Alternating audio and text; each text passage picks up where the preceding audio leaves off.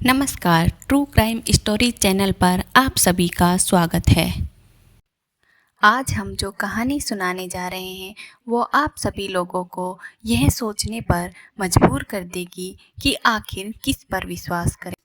आज हम संतोष शर्मा नाम की एक लेडीज की ऐसी कहानी सुनाने जा रहे हैं जिसकी कहानी सुनकर आपको विश्वास नहीं होगा, जिसने अपने निजी स्वार्थ के लिए अपने 3 बच्चों और पति के साथ ऐसा भयंकर कांड किया जिसको सुनकर आपकी रूह कांप जाएगी।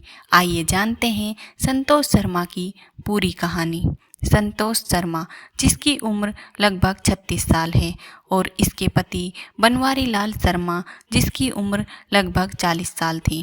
इन दोनों के 3 बेटे हैं, जिनमें से बड़ा बेटा अमन, जिसकी उम्र 17 साल, दूसरा बेटा हैप्पी, जिसकी उम्र 15 साल, और तीसरा बेटा अज्जू, जिसकी उम्र 12 साल थी। यह परिवार राजस्थान के अलवर ज़िले में शिवाजी पार्क कॉलोनी में रहता था। बनवारी लाल एक प्राइवेट कंपनी में जॉब करता था और संतोष देवी ताइक्वांडो खेल की कोच थी, जो बच्चों को ट्रेनिंग देती थी। संतोष देवी बहुत धार्मिक थी, जो बिना पूजा पाठ के कोई काम नहीं करती थी। इनका परिवार एक खुशहाल जिंदगी जी रहा था। अब हम बात करते हैं 2 अक्टूबर 2017 की। रोज की तरह बनवारी लाल का पूरा परिवार रात को खाना खाकर सो जाता है, लेकिन जब अगली सुबह यानी 3 अक्टूबर को संतोष शर्मा उठती है और अपने घर का नज़ारा देखती है तो उसके पैरों तले जमीन खिसक जाती है, क्योंकि संतोष शर्मा के पति के साथ साथ उसके 3 बच्चों और एक भतीजा, जिसकी उम्र 10 साल थी, की इतनी बेरहमी से हत्या कर दी गई थी कि पूरा कमरा खून से लथपथ हो गया था। ये सब देखकर संतोष शर्मा ज़ोर ज़ोर से रोने लगती है और आसपास के लोग इकट्ठे हो जाते हैं। संतोष शर्मा के घर का नज़ारा देख लोगों में दहशत का माहौल हो जाता है। इसके बाद लोगों द्वारा इस घटना की सूचना पुलिस को दी जाती है। पुलिस तुरंत घटना स्थल पर पहुंचती है। पुलिस सबसे पहले क्राइम सीन से सबूत जुटाती है और इसके बाद संतोष शर्मा के पूरे परिवार की डेड बॉडी को पोस्टमार्टम के लिए भेज देती है। अब पुलिस संतोष शर्मा से सवाल पूछने लगती है, तो संतोष शर्मा की हालत इस कदर खराब हो जाती है कि वह पुलिस के किसी भी सवाल का जवाब नहीं दे पाती है और वहीं बेहोश होकर गिर जाती है। तो पुलिस तुरंत उसको नज़दीकी हॉस्पिटल में भर्ती करवाती है। जैसे ही संतोष शर्मा को होश आता है, पुलिस फिर से उससे पूछताछ करती है। तो संतोष शर्मा कहती है कि साहब, मेरे पड़ोसियों ने ही मेरे पूरे परिवार को मारा होगा, क्योंकि उनसे हमारा ज़मीन को लेकर विवाद चल रहा था। लेकिन पुलिस को उसकी बातों पर यकीन नहीं होता है, क्योंकि संतोष शर्मा के पूरे परिवार की हत्या कर दी गई थी, फिर भी वह इसके बारे में FIR दर्ज नहीं करवाती है। तो पुलिस धारा 302 के तहत अज्ञात अपराधियों के विरोध में केस दर्ज करती है और इस केस की छानबीन में लग जाती है। एक साथ पूरे परिवार की हत्या हो जाना कोई छोटी बात नहीं थी। यह खबर चारों तरफ आग की तरह फैल गई और पुलिस के ऊपर केस जल्दी सॉल्व करने का दबाव बढ़ने लगा। अब पुलिस इस केस को सॉल्व करने में जी जान लगा देती है और सबसे पहले बनवारी लाल के फ़ोन की कॉल डिटेल और हिस्ट्री निकलवाती है, लेकिन उसके कॉल डिटेल और हिस्ट्री से ऐसा कुछ नहीं मिलता जिससे किसी पर शक किया जाए। इसके बाद पुलिस बनवारी लाल की पत्नी संतोष शर्मा के फ़ोन की कॉल डिटेल और हिस्ट्री निकलवाती है। तो पुलिस को उसके CDR से एक नंबर मिलता है जिस पर संतोष शर्मा पिछले कुछ महीनों से लगातार घंटों बात करती थी। अब पुलिस उस नंबर की डिटेल निकलवाती है तो पता चलता है कि वह नंबर किसी हनुमान प्रसाद जाट के नाम पर रजिस्टर्ड है। हनुमान प्रसाद जाट, जिसकी उम्र लगभग 27 साल है और वह उदयपुर का रहने वाला है।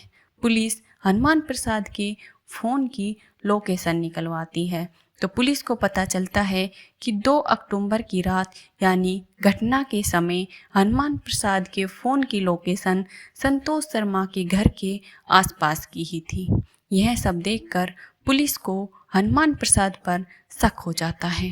तो 3 अक्टूबर 2017 को पुलिस अपनी टीम को लेकर उदयपुर हनुमान प्रसाद के घर जाती है और हनुमान प्रसाद को अपनी कस्टडी में लेकर थाने पहुंच जाती है। थाना पहुंचकर हनुमान प्रसाद से पूछताछ करती है। पहले तो हनुमान प्रसाद कहता है कि वह कुछ नहीं जानता और बेकसूर है, लेकिन जब पुलिस उससे सख्ती से पेश आती है तो उसके पास कोई रास्ता नहीं बचता। वह उस घटना की सच्चाई बताता है। वह जो सच्चाई बताता है उसको सुनकर आपके होश उड़ जाएंगे। हनुमान प्रसाद पुलिस को बताता है कि संतोष शर्मा की शादी लगभग 18 साल पहले सन 1999 में बनवारी लाल के साथ हुई थी। संतोष शर्मा बेहद खूबसूरत थी और खूबसूरत पत्नी पाकर बनवारी लाल काफ़ी खुश था, लेकिन संतोष शर्मा को बनवारी लाल पसंद नहीं था क्योंकि वह बहुत ही सीधा साधा और बहुत कम लोगों से बात करने वाला था। फिर भी वह बिना कुछ कहे साथ रहने लगती है। संतोष शर्मा बहुत धार्मिक महिला है। वह बिना पूजा पाठ के कोई काम नहीं करती और सभी सत्संगों में भाग लेती थी, जिस कारण लोग उन्हें जानते ही नहीं बल्कि उनकी इज्जत भी करते थे। और इसी तरह दोनों की शादी को 15 साल गुजर जाते हैं। इसी बीच उनके 3 बच्चे भी हो जाते हैं, लेकिन संतोष शर्मा नए ज़माने से जीने वाली महिला थी। संतोष शर्मा अपने कुछ बच्चों को ट्रेनिंग करवाने उदयपुर शहर जाती है। वहीं संतोष शर्मा की मुलाकात सन 2014 में हनुमान प्रसाद से होती है। हनुमान प्रसाद उदयपुर शहर में किराया का कमरा लेकर पढ़ाई कर रहा था। हनुमान प्रसाद से जब संतोष शर्मा की पहली बार बातचीत होती है तो उसकी बातें सुनकर पहली बार में ही संतोष शर्मा उसको अपना दिल दे बैठती है। संतोष शर्मा भले ही 37 साल की थी, पर उसने अपने शरीर को इस कदर मेंटेन कर रखा था कि उसकी खूबसूरती देखकर हनुमान प्रसाद भी उसको दिल दे बैठा। इन दोनों की दोस्ती हो जाती है और धीरे धीरे उनका प्रेम प्रसंग शुरू हो जाता है। कुछ समय बाद वह वापस घर लौट आती है, लेकिन बार बार घर वालों से झूठ बोलकर अक्सर उससे मिलने उदयपुर जाने लगी और उनके बीच संबंध बनना शुरू हो गए। ऐसा लगभग 2 साल तक चला, लेकिन एक दिन जब संतोष शर्मा हनुमान प्रसाद से मिलने उदयपुर में जाती है तो उसके साथ कुछ हॉट फोटो खिंचवाती है और एक हॉट फोटो सोशल मीडिया पर डाल देती है। यह फोटो उसका बड़ा बेटा अमन देख लेता है और उसे बहुत शर्मिंदगी महसूस होती है। दरअसल वह फोटो था ही ऐसा जिसे देखकर अमन को अच्छा नहीं लगता है और अमन यह फोटो अपने पिता बनवारी लाल को दिखाता है तो बनवारी लाल को अपनी आंखों पर विश्वास ही नहीं होता है, क्योंकि जब भी वह उदयपुर हनुमान प्रसाद से मिलने जाती थी तो वह अपने पति से यह कहकर जाती थी कि मैं सत्संग में जा रही हूँ। इस फोटो को देखने के बाद बनवारी लाल को बहुत गुस्सा आता है और वो जैसे ही संतोष शर्मा घर वापस आती है तो बनवारी लाल उसकी बुरी तरह पिटाई कर देता है। इसके बाद जैसे ही संतोष शर्मा को यह बात पता चलती है कि उसके बेटे ने वो फ़ोटो ले जाकर उसके पति को दिखाई है तो उसी दिन से उसे अपने बेटे और पति से नफ़रत हो जाती है। अब बनवारी लाल अपनी पत्नी संतोष शर्मा से इस कदर पाबंदी लगा देता है कि उसका घर से बाहर निकलना भी मुश्किल हो जाता है, जिस कारण उसका हनुमान प्रसाद से मिलना बंद हो जाता है। लेकिन वो हनुमान प्रसाद से मिलने को बेचैन होने लगती है। उधर हनुमान प्रसाद का भी वही हाल था। एक दिन मौका पाकर संतोष शर्मा हनुमान प्रसाद को कॉल करती है और कहती है कि मैं अपने पति और बेटे से बहुत परेशान हो चुकी हूँ। इनसे मुझे नफ़रत होने लगी है। इनके रहते हुए मैं तुमसे कभी मुलाकात नहीं कर पाऊँगी और मैं तुम्हारे बिना नहीं रह सकती। बेहतर यही होगा कि तुम इन दोनों को इस दुनिया से हटा दो। हनुमान प्रसाद संतोष शर्मा के प्यार में इतना अंधा हो रखा था कि संतोष शर्मा की इस बात को तुरंत मान लेता है और संतोष शर्मा के पति और बेटे को दुनिया से हटाने की प्लानिंग करता है। इस प्लानिंग में अलवर के ही अपने दो दोस्तों को भी शामिल कर लेता है, जिनमें एक का नाम दीपक और दूसरे का नाम कपिल था, और सही वक्त आने का इंतजार करते हैं। इसके बाद संतोष शर्मा हनुमान प्रसाद को फ़ोन कर कहती है कि 2 अक्टूबर को इस घटना को अंजाम देना है और तुम उदयपुर से अलवर 2 दिन पहले ही आ जाना। हनुमान ऐसा ही करता है और 30 सितंबर को ही वह अपने दोस्तों के पास अलवर आ जाता है।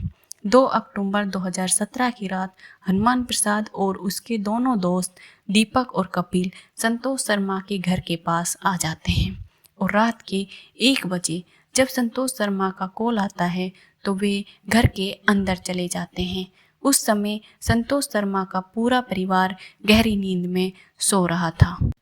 संतोष शर्मा ने अपने सोए हुए पति की तरफ इशारा किया तो हनुमान प्रसाद और उसके दोनों दोस्तों ने तेज धार वाले हथियार से बनवारी लाल का गला काट दिया और उस पर काफ़ी वार किए, जिससे बनवारी लाल की घटना स्थल पर ही मौत हो जाती है।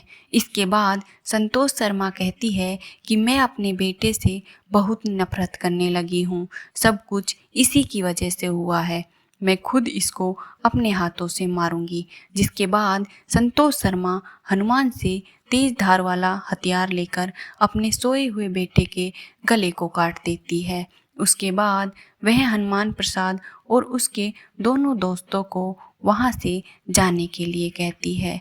जैसे ही हनुमान प्रसाद उस कमरे से निकलकर बरामदे में आता है तो उस बरामदे में संतोष शर्मा के 2 छोटे बेटे और उसका एक भतीजा सो रहा था, लेकिन जल्दबाजी में वह उन्हें नहीं देख पाता है और उसके छोटे बेटे के हाथ पर हनुमान प्रसाद का पैर रखा जाता है, जिससे उसकी नींद खुल जाती है और वह ज़ोर ज़ोर से चिल्लाने लगता है, जिससे उसका दूसरा बेटा और भतीजा भी जग जाते हैं।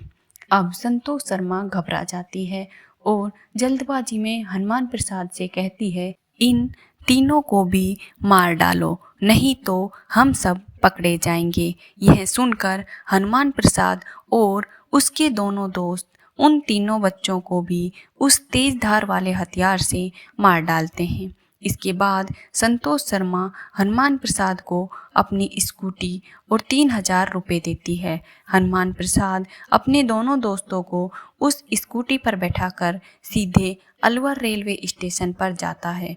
यहाँ पहुंचकर वह स्कूटी एक सुनसान जगह पर छोड़कर वह रेलवे स्टेशन पर पहुंच जाते हैं। दरअसल वे तीनों वहां से कहीं दूर भागना चाहते थे, लेकिन रात काफ़ी होने की वजह से उन्हें ट्रेन नहीं मिलती है। जिसके बाद हनुमान प्रसाद के दोनों दोस्त दीपक और कपिल वापस अपने घर अलवर चले जाते हैं और हनुमान प्रसाद गाड़ी पकड़कर सीधे उदयपुर चला जाता है।